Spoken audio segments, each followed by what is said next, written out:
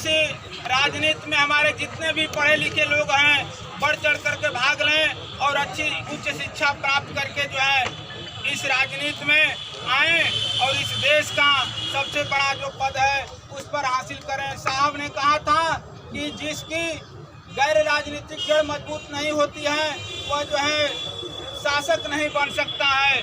सबसे पहले हम लोगों को पढ़ाई करके और जो है राजनीति में आ करके जो है कि अच्छा उसमें भूमिका निभाना है, तब जो है देश जो है उच्च शिखर पर जाएगा।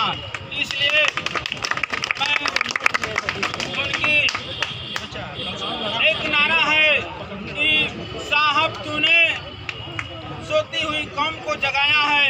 मानवर कांशीराम साहब का एक संदेश है कि साहब तूने सोती कौम जगाई।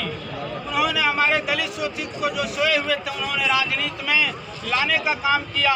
इसलिए मैं उनको इस जन्मदिन पर सत सत नमन करता हूँ। सभी लोगों को धन्यवाद देता हूँ। आप लोगों ने इस तरह का आयोजन किया है। मैं इसी सब लोग के साथ अपनी बात को विराम देता हूँ। जय भीम।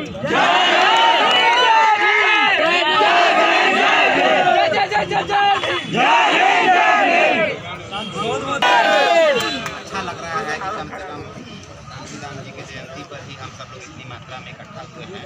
अच्छी बात है। लेकिन हम कांशीराम साहब के बारे में क्या बताएं? आप लोग तो बहुत कुछ सुने हैं, जानते हैं कैसे उन्होंने साइकिल पे चल के लोगों को जगाने का काम किया।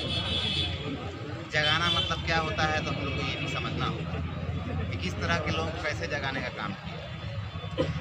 DS4 बनाए, पामसेप बनाए, बहुजन समाज पार्टी बसपा की नींव रखी, सांसद भी रहे, किताबें भी लिखी उन्होंने, चमचा युग सुना होगा।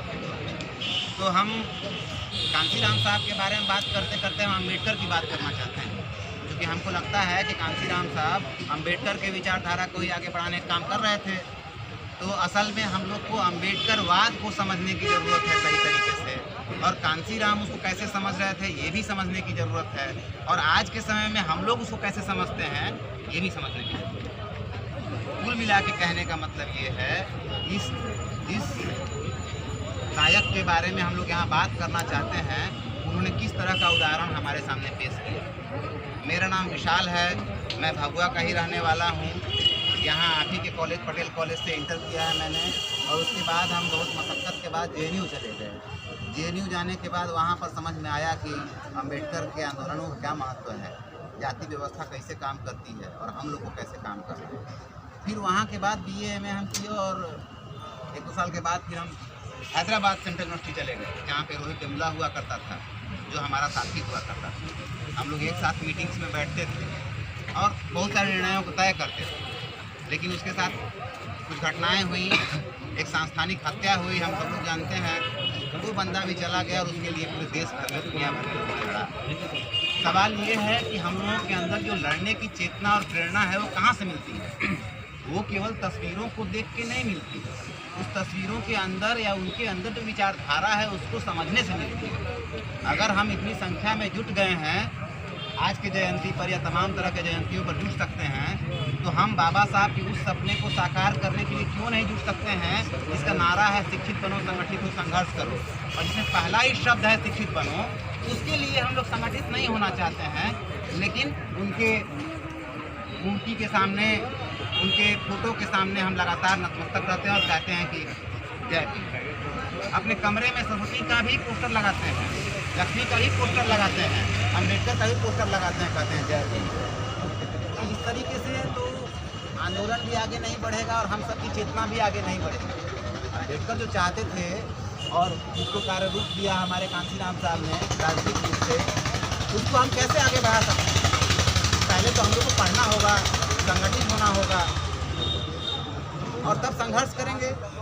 लेकिन यहाँ जब पढ़ाई के ऊपर ही हमला है, नौकरियों के ऊपर ही हमला है, जब नौकरी करने वाले लोग ही नहीं रहेंगे तो बामसेप कैसे बनेगा? जब पढ़ने वाले लोग ही नहीं रहेंगे तो संगठित कौन करेगा? समझ में आ रहा है? Yes sir. लेकिन हम लोग समझ में आ रहा है, कर रहे हैं यस सर, फिर भी नहीं समझ। आज 2 घंटा 3 घंटा चार्ज रहेंगे, थोड़ा मजा आया, एक दूसरे को धक्का देते हुए सब लोग आगे बढ़ता हुआ चला आया। खुशी का दिन है, रंग बिखेरा। आज का होली यही है हम लोग के लिए, यही होली है। होली का तो विरोध करना था। उस समय जो महिला विरोधी गाने होते हैं उसका विरोध करना हमारा काम है, क्योंकि अम्बेडकर तो महिलाओं के लिए खूब लड़े। अम्बेडकर का तो कहना था कि महिलाओं की प्रगति से इन समाज की प्रगति देखते हैं, है ना। लेकिन हम लोग खुद महिला विरोधी काम करते हैं। हम लोग खुद धार्मिक रूप से फंसे हुए हैं धर्म में। हम लोग खुद पढ़ाई लिखाई नहीं कर पा रहे हैं और हम लोग खुद उससे निकलने का रास्ता भी नहीं सोच पा रहे हैं, न समझ पा रहे हैं। ना अम्बेडकर को समझने की कोशिश किए, न कांसीराम को समझने की कोशिश करते हैं, ना फूले को समझने की कोशिश किए, न बुद्ध को समझने की कोशिश की। समझे तो व्हाट्सएप से समझे, समझे तो किसी के दो बातों से समझे, जैसे हम बोल रहे हैं। खुद से कभी नहीं समझने की कोशिश किए कि अम्बेडकर की किताब को हम पढ़ें। एनलेशन ऑफ कास्ट, जाति भेद का उच्छेद, नाम खूब सुना होगा सब लोग। आप पढ़िएगा कि कांसीराम साहब उसी किताब को पढ़ के बहुत प्रेरित हुए। जब आज के समय में 14 अप्रैल को अम्बेडकर दिवस दे दीजिए ना, हाँ, उस दिन छुट्टी मना मिलती है। आजकल मिलती है क्या? ऑफिशियल छुट्टी है ना, हो गई है ना। पहले नहीं हुआ करती थी। तब दलित समुदाय का लोग छुट्टी लेके अम्बेडकर जयंती मनाने के लिए जाता था ऑफिस से या कहीं से, तो उनको बहुत सुनना पड़ता था। सब जान जाते थे कि ये दलित है, छुट्टी ले रहा है इसीलिए कि जो है अम्बेडकर जयंती मनाएगा। तो पहले से ही मन में पूर्वाग्रह भरा हुआ होता था। आज की डेट में छुट्टी मिल रही है तो किसकी लड़ाई की वजह से? वो कांसीराम साहब की लड़ाई की वजह से मिल रही है, वो अम्बेडकर के विचारों की वजह से मिल रही है। इसी के लिए कांसीराम साहब ने जब एनलेशन ऑफ कास्ट पढ़ा तब उनको लगा कि नहीं, हमारे समाज में और कुछ करने की ज़रूरत है, संगठित करने की ज़रूरत है। तो बिना अम्बेडकर को पढ़े कांसीराम आगे नहीं बढ़ पाए, तो बिना अम्बेडकर को पढ़े हम कैसे आगे बढ़ जाएंगे? बिना फूले अम्बेडकर बुद्ध को पढ़े हम कैसे आगे बढ़ सकते हैं? नहीं बढ़ सकते हैं। इसीलिए सबसे पहला काम पढ़ाई है, सबसे पहला काम शिक्षित होना है, उस लायक बनना है कि हमको भी उस जगह तक पहुंचने का मौका मिले। हम सब अलग अलग विश्वविद्यालयों में जा पाएँ और इस जिले का और दलित आंदोलन का नाम रोशन कर पाएँ। आप ही के जिले का आदमी हैं, लेकिन हम हर तरह के आंदोलनों में रहने वाले आदमी रहे हैं। दिल्ली में भी हम बहुत तरह के आंदोलनों में रहे, निर्भया में भी रहे। भले वो अपर कास्ट उच्च जाति की महिला थी, लेकिन उसके आंदोलन में भी हमको खड़ा रहना पड़ा। चूँकि अम्बेडकर का कहना था खड़ा रहना पड़ेगा, तो हम खड़ा रहे। हम केवल ये नहीं देखे उसी तरीके से जब हैदराबाद में थे तो रोहित के साथ घटना हुई तो उसके साथ भी खड़ा रहे। तो जहाँ जहाँ जरूरत पड़ती है खड़ा होना पड़ता है, और उसके लिए आपको पढ़ना और समझना होगा। इसीलिए मूल किताब पढ़िए। पढ़ने के लिए हम कई बार हॉस्टल के अंदर भी गए, कोशिश किए कि सब लोग एक जगह संगठित हो ताकि हम लोग कुछ कर पाएँ, कुछ पढ़ाई लिखाई की बातें कर पाएँ। और हमको लगता है कि वो बहुत ज़रूरी है। अगर आप लोग को नहीं लगता है तो कोई बात नहीं, लेकिन अगर आप लोग अम्बेडकर के सपनों को साकार करना चाहते हैं, अगर आप लोग कांसीराम साहब के सपनों को साकार करना चाहते हैं, अगर सच में दलित मुक्ति चाहते हैं, सच में अगर मुक्ति चाहते हैं। अभी आप देखिए 2 दिन पहले ही पानी के नाम पे एक मुस्लिम नौजवान को मारा गया, छोटा बच्चा को। एक ज़माने में अम्बेडकर को चौधार तालाब का आंदोलन करना पड़ा पानी के लिए। आज से 80-90 साल बाद भी यही स्थिति है। उसको भी अछूत की तरह ही ट्रीट किया गया, उसके साथ भी वही हुआ। तो ऐसा नहीं है कि ज़माने में ये सब खत्म हो गया है और केवल दलितों के साथ वैसा हो रहा है। मानसिकता है वो किसी के साथ भी होती है। और दलित खुद भी तो क्या बोलें, चमचा है, जिसको हम कांसीराम साहब बोले। उसमें से कुछ लोग हैं जो चमचे हैं।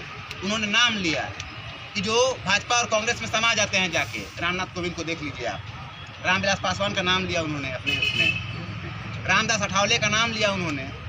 तमाम तरह के ऐसे लोग जो दलित समाज से आते हैं, दलितों के ही हितों के खिलाफ चले जाते हैं। भाजपा संघ उसके साथ खड़े हो जाते हैं जो जाति व्यवस्था को बनाए रखना चाहता है। तो जो बनाए रखना चाहता है उसमें हमारा ही आदमी चला जाएगा तो लड़ेगा कौन और किसके खिलाफ लड़ेगा? इसीलिए बहुत जरूरी है कि अपने समाज के अंदर भी वैसे तत्वों को संभाल के रखें, उनको भी सचेतन करें, सचेत करें, अम्बेडकरवाद को सही तरीके से समझें, अम्बेडकर के विचारों को सही तरीके से समझें, ताकि हम दूसरों को सही तरीके से समझा पाएँ। अगर एक मास्टर खराब होगा तो हम 1000 लोगों की ज़िंदगी खराब कर सकते हैं। तो इसीलिए आप लोग भी अगर गड़बड़ पढ़ेंगे, कमज़ोर तरीके से पढ़ेंगे, तो अपने आने वाले 1000 लोगों को गड़बड़ बना देंगे, अपने घर परिवार मोहल्ले इलाके को गड़बड़ बना देंगे। इसीलिए ज़रूरी है कि आप लोग अभी बहुत गंभीरता से पढ़ाई को लीजिए, शिक्षा को लीजिए और आगे बढ़िए। अम्बेडकर और कांसीराम के सपने को आगे बढ़ाइए। इनकलाब जिंदाबाद। जय।